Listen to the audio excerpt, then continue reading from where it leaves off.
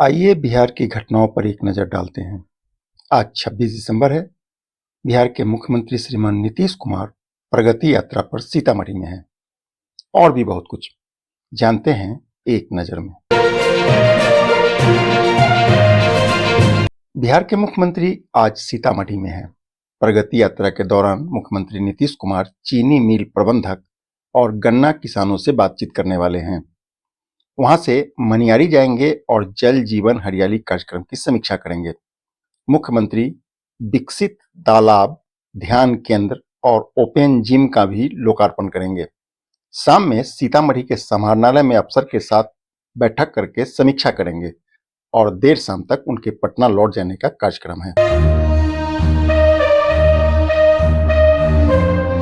केंद्रीय मंत्री और हम के नेता श्रीमान जीतन राम मांझी अपने बयानों से एक बार फिर चर्चा में हैं। जीतन राम मांझी ने कहा है कि आरजेडी के कई नेता एनडीए के संपर्क में हैं। मांझी जी के इस बयान का राजनीतिक मायने तलाशा जाना शुरू हो गया है।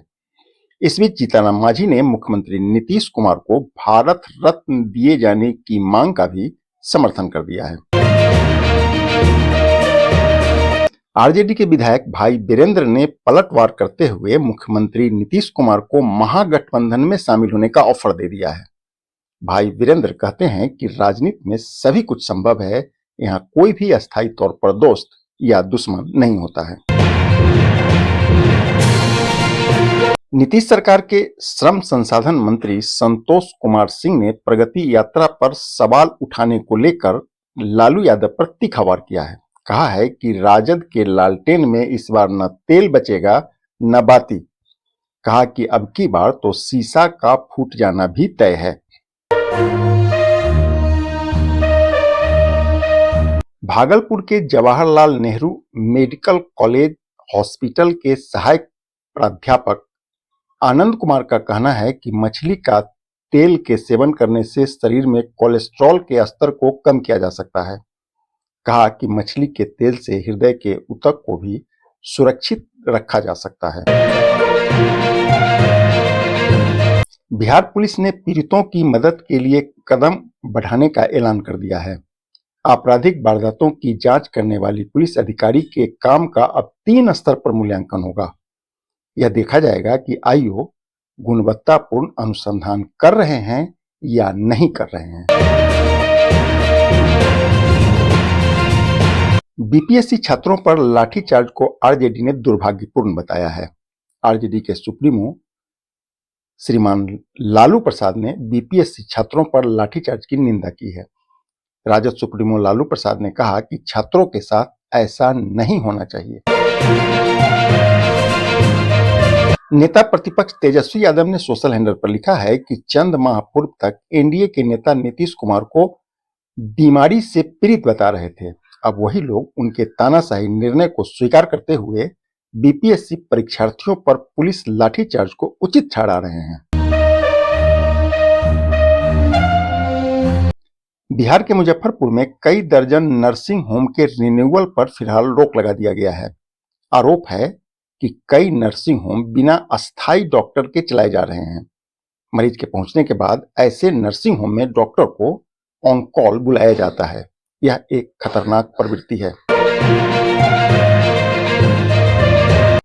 गंगा के प्रवाह पर बढ़ती आबादी का असर अब दिखने लगा है। गंगा नदी के किनारे बसे गांव की बढ़ती आबादी और औद्योगिकरण का खतरनाक प्रभाव देखा जा रहा है। इससे गंगा के प्रवाह में खतरनाक तरीके से कमी आ गई है। जलग्रहण का दायरा भी कम हुआ है। बक्सर से कहलगांव तक गंगा की धारा सिकुड़कर अब 1/3 ही रह गई है। बिहार सरकार के मंत्री डॉक्टर प्रेम कुमार ने प्रदूषण नियंत्रण बोर्ड के अधिकारियों से कहा है कि कई स्थानों से शिकायत प्राप्त हो रही है कि नदियों में ठोस कचरा फेंका जा रहा है। इसके कारण जल प्रदूषित हो रहा है। नदियों के प्रवाह पर भी इसका असर पड़ने लगा है। इस पर रोक लगाने के लिए तत्काल कदम उठाए जाने का उन्होंने निर्देश दिया है। मुख्य सचिव के पहल पर उत्तर बिहार के विकास में कई नया आयाम जुड़ सकता है। हाजीपुर मुजफ्फरपुर सड़क में बाईपास बनाने, 4 रेल ओवरब्रिज बनाने, अहियापुर से फूड पार्क तक 4 लेन सड़क बनाने और मुजफ्फरपुर के लक्ष्मी चौक से एनएच तक सड़क चौड़ीकरण करने का प्रस्ताव दिया गया है।